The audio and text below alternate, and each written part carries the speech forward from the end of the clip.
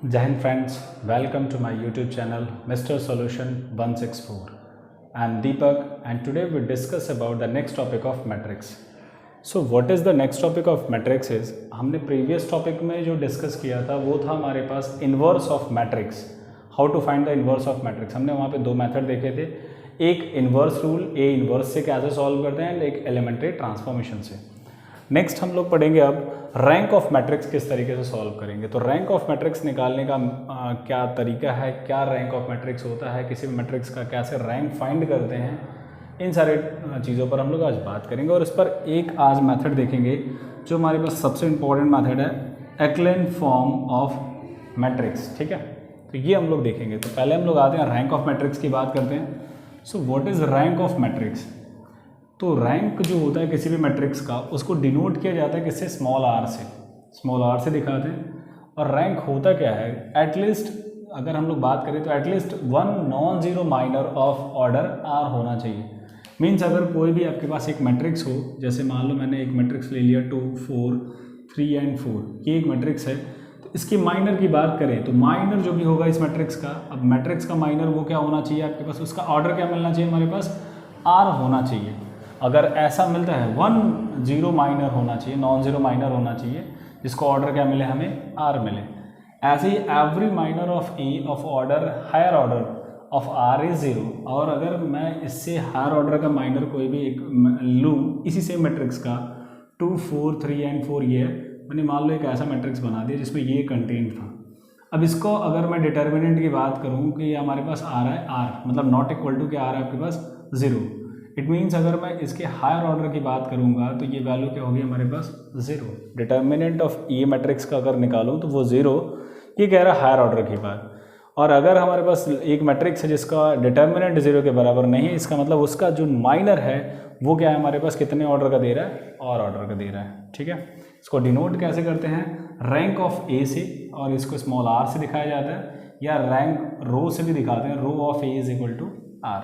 ठीक है, जैसे मैंने एक मैट्रिक्स लिया हुआ है, ये एक मैट्रिक्स ए आपके पास मान लो गिवन है. ठीक है, अब इस मैट्रिक्स ए का डिटर्मिनेंट अगर हम लोग निकालें, 3 × 3 का एक मैट्रिक्स है आपके पास, कोई भी मैट्रिक्स हो सकता है, अगर उसका डिटर्मिनेंट ले और वो बराबर 0 के आ जा रहा है, इसका मतलब इसका जो रैंक होगा वो इस जो भी इसका ऑर्डर है उससे कम होगा. तो इसका रैंक हमारे पास क्या होगा, 2 होगा, या क्या होगा हमारे पास 1 होगा, ये हम लोग कह सकते हैं.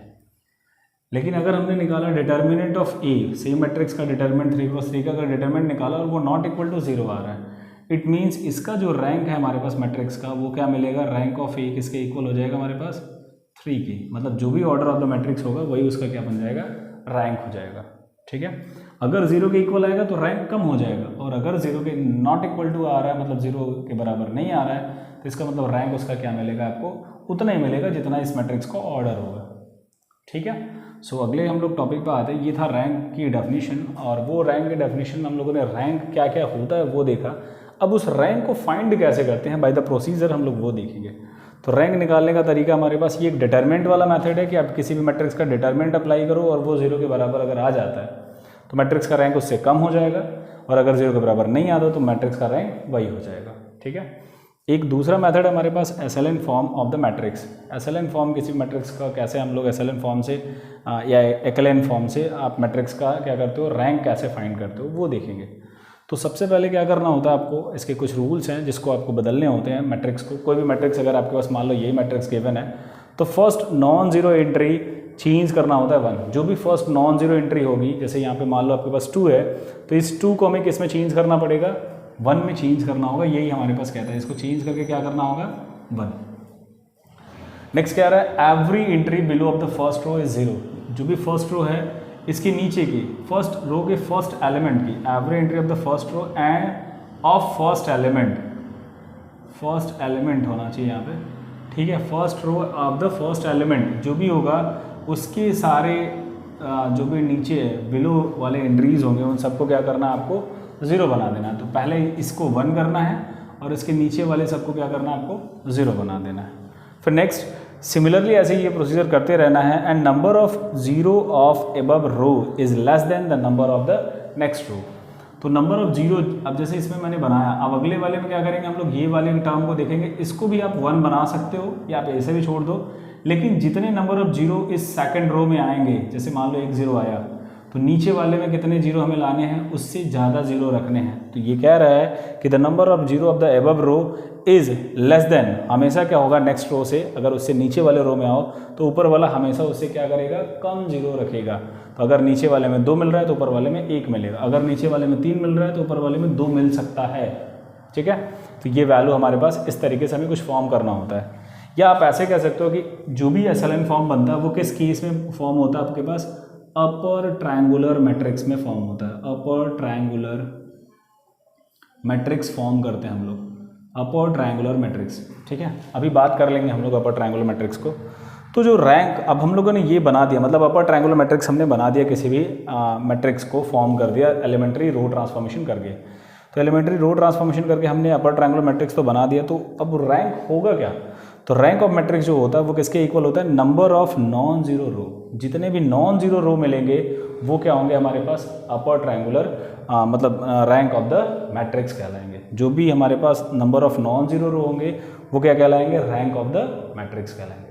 ठीक है, तो इसको हम लोग एक एग्जाम्पल के थ्रू पूरी चीज़ों को समझते हैं तो आपको क्लियर हो जाएगी चीज़। ये हमारे पास जो एसएलएन फॉर्म होता है उसमें एक और चीज़ होती है, इस एसएलएन फॉर्म में, मतलब जो आपके पास एक्एलएन फॉर्म होता है, इसमें सिर्फ क्या करते हो आप,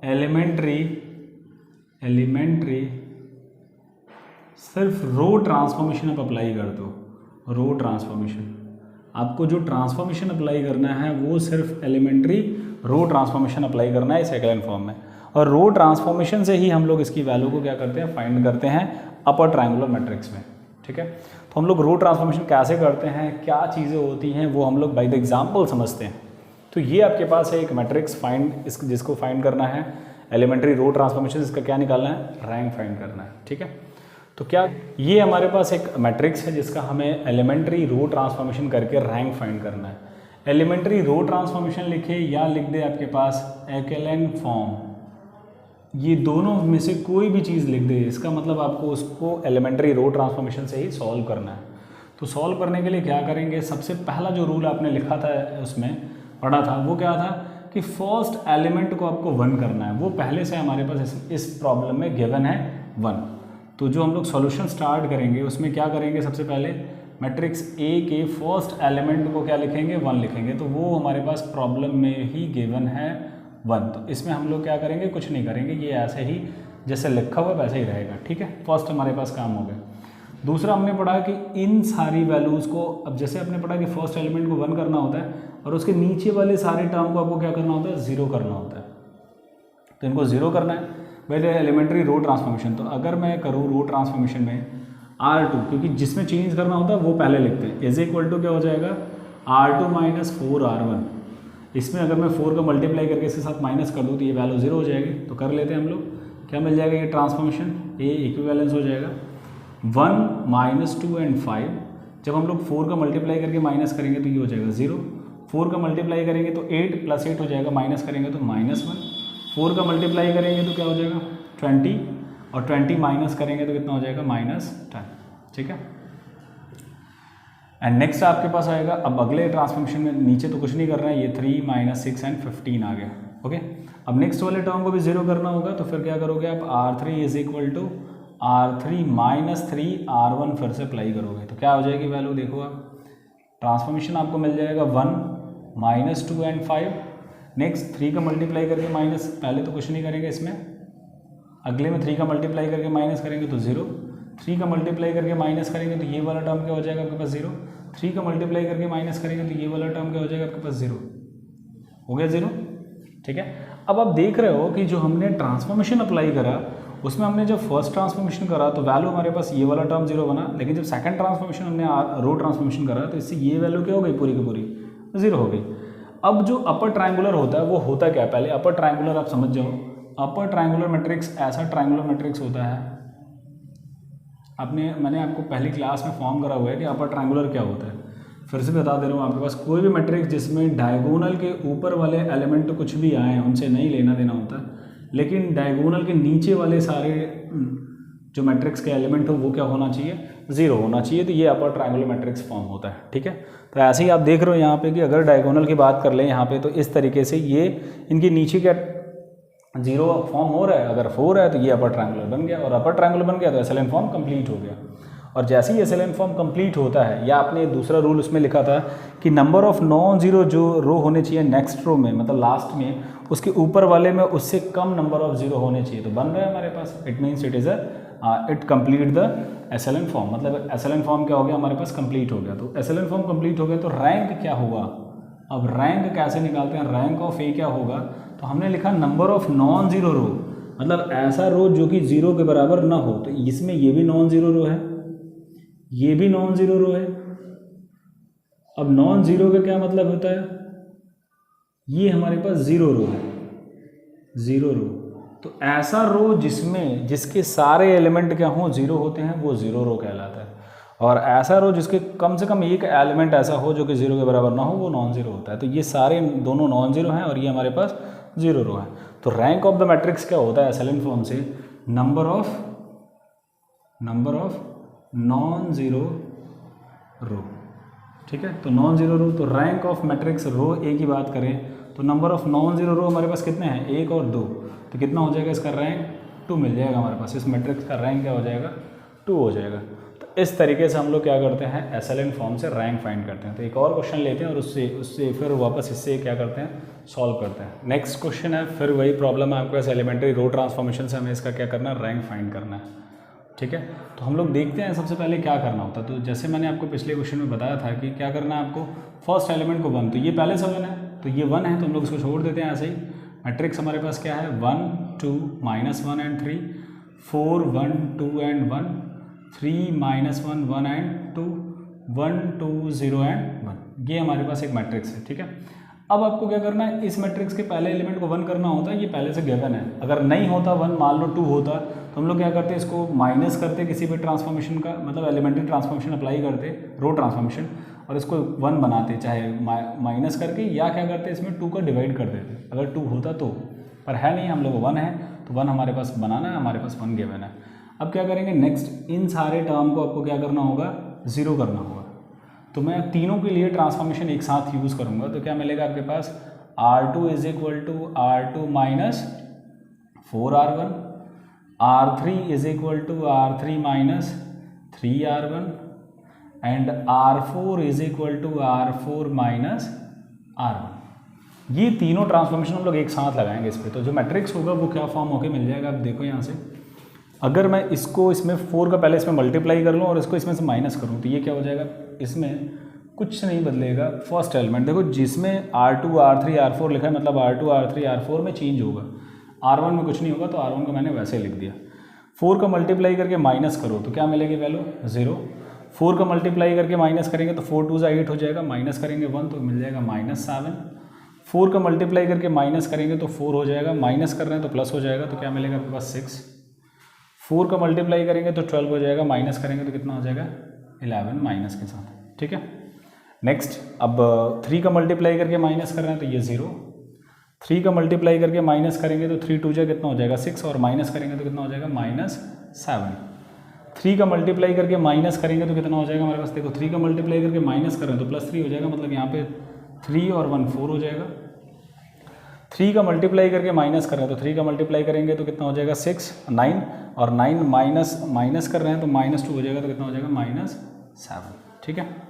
नेक्स्ट आते हैं 1, अब इसमें इसको सिंपली माइनस कर रहे हैं तो क्या मिलेगा 0, इसको माइनस करेंगे तो 0, इसको माइनस करेंगे तो +1, इसको माइनस करेंगे तो क्या हो जाएगा -2, ठीक है, ये वैल्यू आ जाएगी। अब देखो, हमने जो पहला टर्म 0 बना दिया, तो हमारे पास जो एसएलएन फॉर्म कहता है वो कहता है कि आपने जितने भी नंबर ऑफ ऊपर 0 लिए हैं फर्स्ट वाले रो में, फर्स्ट को छोड़कर सेकंड में जितने भी नंबर ऑफ 0 आ रहे हैं, नीचे वाले में उससे ज़्यादा नंबर ऑफ 0 होने चाहिए। तो अब अगर देखो जनरली मैं इसको इसमें से माइनस कर दूँ तो ये 0 हो जाएगा हमारे पास, तो कर देते हैं हम लोग। फिर क्या कर देंगे, R2 is equal to R3 की बात करेंगे, R3 is equal to R3 minus R2 apply कर देंगे, तो क्या हो जाएगा ट्रांसफॉर्मेशन हमारे पास 1 2 -1 एंड 3। नेक्स्ट वाला ऐसे रहेगा 0 -7 6 एंड -11, इसको इसके साथ माइनस कर रहे हैं तो 0 ये हो जाएगा, माइनस करेंगे तो प्लस हो जाएगा तो 0 हो जाएगा। ये माइनस कर रहे हैं तो -2 आ जाएगा। ये माइनस कर रहे हैं तो कितना हो जाएगा, 7 + 11 हो जाएगा, और 7 माइनस होगा तो 4। अगला क्या मिलेगा आपके पास, इसमें कुछ नहीं करना, 0 0 एंड 1 एंड -2 मिला। ठीक है, ये आ गया हमारे पास। अब आप देखो, आपको इस वाले टर्म को 0 करना है। अब इसमें देखो नंबर ऑफ 0 कितने आ गए, 2 आ गए। अब इसमें नंबर ऑफ 0 उससे ज़्यादा होने चाहिए। अब इससे ज़्यादा करने के लिए मतलब इसमें भी 2 है, इसमें भी 2 है, तो इसमें 3 कर दो आप, और ये एलिमेंट को इससे क्या करना आपको 0, तो आप इसमें सिंपली इसको -2 से डिवाइड कर दो। क्या कर दें, R3 = R3 - R3/2 कर दें। तो क्या मिल जाएगा ट्रांसफॉर्मेशन करने के बाद, अगर इस 3 को 2 से डिवाइड कर रहे हैं तो वैल्यू क्या मिलेगी, 1 2 -1 एंड 3। नेक्स्ट क्या मिलेगा आपके पास, 0 -7 एंड 6 एंड -11। नेक्स्ट क्या हो जाएगा आपके पास, 0 0 -2 से मल्टीप्लाई कर रहे हैं तो +1 एंड -2। नेक्स्ट आ जाएगा 0 0 एंड 1 एंड -2 मिल जाएगा। ठीक है, ये ट्रांसफॉर्मेशन आपके पास आ जाएगा। अब नेक्स्ट आप देख रहे हो कि ये दोनों सेम टर्म, अब इसको 0 करना है हमें, तो R4 = क्या करेंगे, R4 - R3 कर देंगे। तो ट्रांसफॉर्मेशन होके क्या मिलेगा आपके पास, 1 2 -1 and 3, 0 -7 6 and -11। Next is 0 0 1 -2, minus कर रहे हैं R4 में तो क्या होगा, 0 0 0 एंड 0। ये आ गया। क्या ये SLN फॉर्म है? आप सिंपली देखो अपर ट्रायंगुलर मैट्रिक्स फॉर्म हो रहा है कि नहीं आ रहा। अगर इसके ऊपर वाली बात करो तो सारे हैं, नीचे वाले सारे 0 हैं, it means it is a upper triangular matrix. तो देयरफॉर क्या हो जाएगा हमारे पास, रैंक ऑफ, मतलब SLN फॉर्म कंप्लीट हो गया हमारे पास। जब भी हम लोग इस तरीके का केस बना लें तो SLN फॉर्म क्या हो जाता है हमारे पास, कंप्लीट हो जाता है। तो रैंक ऑफ A क्या हो जाएगा, = नंबर ऑफ नॉन जीरो रो। तो नॉन जीरो रो कितने हैं, 1 2 3, ये नॉन जीरो है। तो रैंक ऑफ मैट्रिक्स क्या हो जाएगा हमारे पास, 3 हो जाएगा। या रो ऑफ A लिखो तो वो किसके इक्वल हो जाएगा, 3 हो जाएगा। ठीक है, तो इस तरीके से हम लोग क्या करते हैं, किसी भी मैट्रिक्स का by the elementary row transformation rank find करते हैं, जिसको हम लोग SLN फॉर्म भी कहते हैं। ठीक है, होप यू अंडरस्टैंड स्टूडेंट। सारे टॉपिक मैंने आपको क्लियर कर दिए। ठीक है, अब मिलते हैं नेक्स्ट टॉपिक में। हम लोग इसी का एक और दूसरा फॉर्म होता है जिसको बोलते हैं नॉर्मल फॉर्म, तो अगले टॉपिक में हम लोग करेंगे। तब तक के लिए जय हिंद।